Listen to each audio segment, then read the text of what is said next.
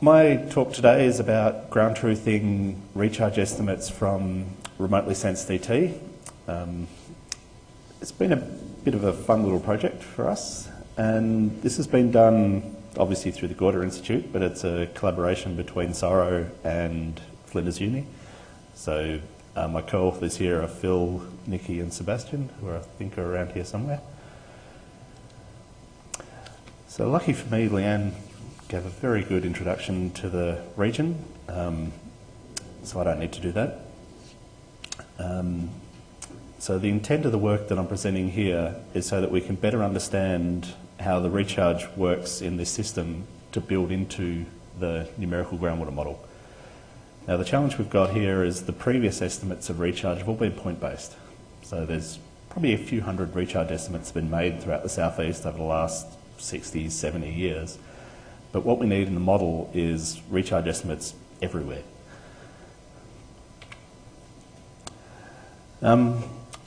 Just by way of a little bit of background, where are we? Probably the most important picture I wanted to show is the second on the right, which is the land use map. So all those dark blue areas are all pasture. So more than half of the area that we're looking at is under pasture. And the light green and the darker green colour are under forestry. So they're the two sort of areas that I want to point out to you. And the other one that's probably important is in red, which is showing the irrigation. So we'll come back to those areas later throughout the talk. And as Leanne said, in the bottom right-hand corner, we're looking at very shallow water tables. So as the water table's close to the surface, we can get ET direct from the groundwater. And also in the bottom left-hand corner, we've got a soils map. So you can see we range from very sandy soils to quite clayey soils, and you can see the dunes and swale systems running parallel to the coast. And yeah, you'll see that come out through some of the slides later on. Now the climate here we're talking about is quite a temperate climate with a very pronounced winter dominant rainfall. Over the course of the year, PET is greater than rainfall everywhere, but over the winter months, rainfall exceeds PET. So we do get quite a bit of recharge in quite a lot of areas. And the other thing I wanted to point out is a lot of the results I've got are for a 10-year period from 2001 to 2010. And the bottom three plots here, we can see 3 points around the area and the comparison between the long-term average rainfall and the 10-year period. So they're quite close together, so we've got a pretty good representation. Now this work was done a year ago, so we're about to have this paper published, which is good for us, and also good for Goida, because that means we've gone through the peer review process to have somebody else have a look and see that this is somewhat credible. So we're looking at three different methods here. We're using the chloride mass balance, we're using the water table fluctuation, and we're looking at a satellite-based approach. So we're using the water table fluctuation, the chloride mass balance to ground truth the satellite estimates. Now I'm going to talk about gross recharge and net recharge. Now I'm trying not to be too confusing here, but gross recharge is RG in this plot here. So that's water that's crossed the water table. So it's come through the unsaturated zone and hit the water table. So generally that would be rainfall minus ET from the unsaturated zone. Now net recharge is water that stays there. So on the left hand side you've got an arrow going up with ET directly from the water table. So net recharge is the gross recharge minus ET from the water table, or rainfall minus total ET. So I will switch between the two at some point. Now the water balance method is a net recharge estimate. So we've got satellite estimates of ET, we've got gridded rainfall from the BOM, and if we take the difference between the two, we've then got an estimate of recharge. Now the MODIS data we get as an 8-day composite product on a 250 metre grid, so there's a huge amount of data there that could be extremely valuable if it's reliable. So skipping all the bits in between, this is the result over a 10-year average. So what you can see is the forestry areas to the west and east of Penola stick out as red, which is showing a a negative net recharge. In other words, ET is greater than rainfall. And we're seeing the same as the irrigation district in the Coonawarra. So it sort of makes sense. If you've got irrigation put onto the soil, you've got ET greater than rainfall, it shows up as negative net recharge. We've also got areas in blue down around Mount Gambier showing that that's a positive recharge. So we'd expect that under pastures with high rainfall. So at first pass, it makes sense. So we're looking at other methods to see how reliable it is. So the first method we looked at was the water table fluctuation method, which is what is currently used in the southeast for a lot of their water planning in terms of estimating recharge. So it's very simple, but it relies on a high frequency of measurements. So we're just looking at the change in groundwater head over a year, multiply that by the substitute yield, and we get the change in storage, which we're calling the recharge. So we've got hundreds of observation wells from both sides of the border, and one thing I do have to say, that Tim said yesterday that Juno were re-evaluating the monitoring network. None of this work would be possible without those decades of monitoring. So there's huge value in that monitoring network that I'm hoping will continue into the future. So our results here, you can see where the points are on the map. The blue's high recharge, red's low recharge. There's a fair spread, but what you do notice is there's a huge amount missing. So we've culled that data where we think it's reliable for this method, so we don't have a complete coverage over the entire region. One thing that alarmed me when I first saw it was, what happens if we just average this through time with all those points? And you see a very pronounced downward trend with recharge with time. Now, I don't know if that's real or not, and I suspect it's not. If you look at the bottom here, we've got the number of bores through time. So I suspect the early bores were in the high recharge areas, and through time they're going north into the low recharge areas. But if that's real, that's a problem. So we need to get to the bottom of that. Chloride mass balance estimate of recharge is one of the more simple ones. So all we need is an estimate of chloride deposition and an estimate of the chloride in concentration of the groundwater. So it's working by the vegetation is extracting water out of the soil but excludes the chloride. So as the chloride gets concentrated, we know how much water has been extracted, which tells us how much is left over. So the top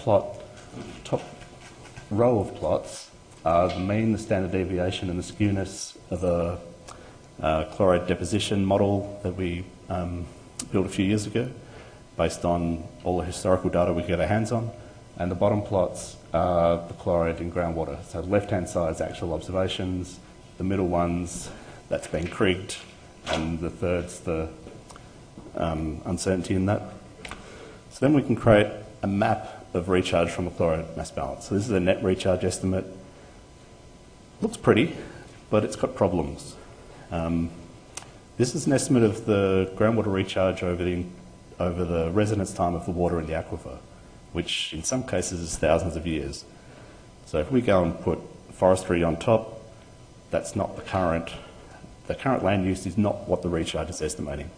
We also can't estimate a negative net recharge with this method. So it's kind of useful and kind of not. When we start looking at the recharge with vegetation type, we can see different vegetation types have different amounts of recharge. So the cropping at one end has high recharge, coming down to pastures slightly less, and then getting down into the forestry where we have less recharge. So we see the same trend in the water balance on the left from the satellite estimates to what we see in the water table fluctuation method. The one that sticks out there is the irrigation has high recharge on the water table fluctuation method, so that means the water table is rising, but it has very low recharge on the water balance. That's because of the difference between net recharge and gross recharge. So net recharge means we've got more ET, gross recharge doesn't know about that.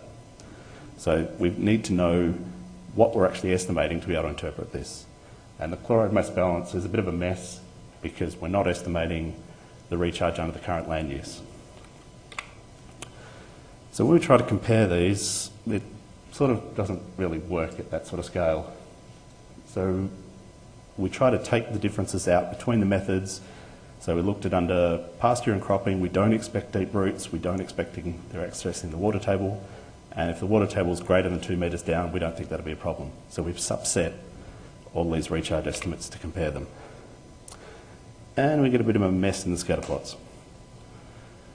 That's not telling us a huge amount that's very relevant, other than there's a lot of scatter, there's a lot of uncertainty, but we do expect that. If you're taking recharge estimates at a point within a paddock, you take 10 estimates, it wouldn't be unusual to have them vary over an order of magnitude. So we don't expect a good correlation. When we try and look at residuals, we're trying to ask, are the water balance estimates biased from the satellite data? We know from other studies looking at runoff that in some catchments this satellite data set overestimates ET, in other areas it underestimates ET. And we have no way of knowing how that affects in the southeast. So we've taken our water table fluctuation method estimates of recharge, which we think are the best ones. We've subset that to where we think the definitions of recharge are most consistent. And on the left-hand side, that's comparing them. As you can see, it's a bit of a mess. But on average, our water table fluctuation methods estimates of recharge are 45 mil higher than the water balance estimates. So that suggests that there's a bias in the water balance estimates. And the chloride is less relevant, but it has a mean difference of, I think it was 29 millimetres, so similar order of magnitude. So if we bias correct the water balance estimates, we've gone from having an overall spatial average recharge of minus 5 millimetres a year, which we know is wrong because that means there's more water going up than going down, and we know there's water through the drains, we know there's water flowing out to sea, so we know that the net recharge must be positive. So we've now gone to a positive net recharge spatially of 40 millimetres a year. If we compare that to historical estimates of recharge, on a scatter plot, you can see the red ones up the top are work that was done by Ellison and Hughes years and years ago. They're the highest estimates of recharge that were done around Mount Gambier. We're matching those pretty well. If we look at the dark green dots, they were forestry plots that Richard Benyon was looking at, where we were looking at discharge of groundwater, and we don't match them so well. So in some cases we're doing well, some cases we're not so much. When we start looking at a time series, 2006, very dry year, comes out very obvious. 2010, quite a wet year. Compare that to the time series of the water table fluctuation methods. Now again, because we've got gross recharge versus net recharge, we can't directly compare them. They've been normalised, and the pattern is looking quite consistent. So it's giving us more evidence that the satellite ET is a good estimate of recharge, is a good method to use for estimating recharge in this area. And because we've got such a huge density of data, so we've got data on a 250 metre grid now, we can start to play some games and start looking at things that we'd never had the data to look at before. So this is looking at the relationship between the depth of the water table and recharge under various land uses.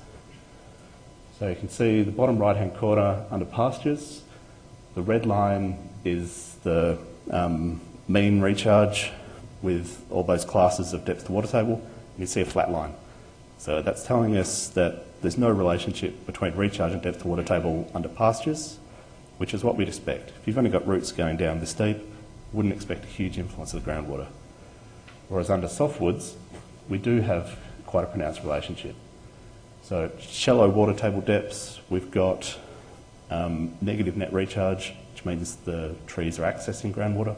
As we go to deeper water tables, that then flips over to a positive net recharge. So we're showing quite a difference in the depth of the water table with the net recharge estimates. And we can start drilling down a little deeper in that and say, well, what happens with different soil types? So on the top left-hand plot, we've got very sandy soils. And where that blue line is I suppose you'd call it a fit by eye, where we thought the depth of water table becomes independent of the net recharge estimate.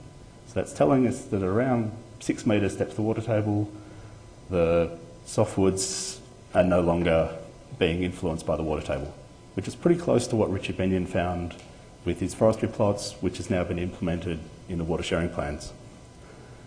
But when we go to heavier textured soils, we can see that blue line shifting to the right. So under heavier textured soils, we're seeing the forestry is able to access deeper water tables. Now, I don't think that's because they're putting their roots down any further. I think that's just capillary rise action through the soil. So these are the sort of games we can play with this hugely dense data set. I'm sure there's a lot of other examples of things we could be doing. We just haven't had time yet. So in conclusion, we've now got recharge estimates derived from satellite ET at a spatial and temporal resolution that we've just never had before. So it's a very valuable data set. But we can't just blindly use it. We have to be making sure that those estimates are reliable. So because there was a bias in it, we needed the other estimates to be able to correct that bias. And also the other methods are telling us other information between the net recharge, the gross recharge. So a range of estimates is always a good thing. And thank you.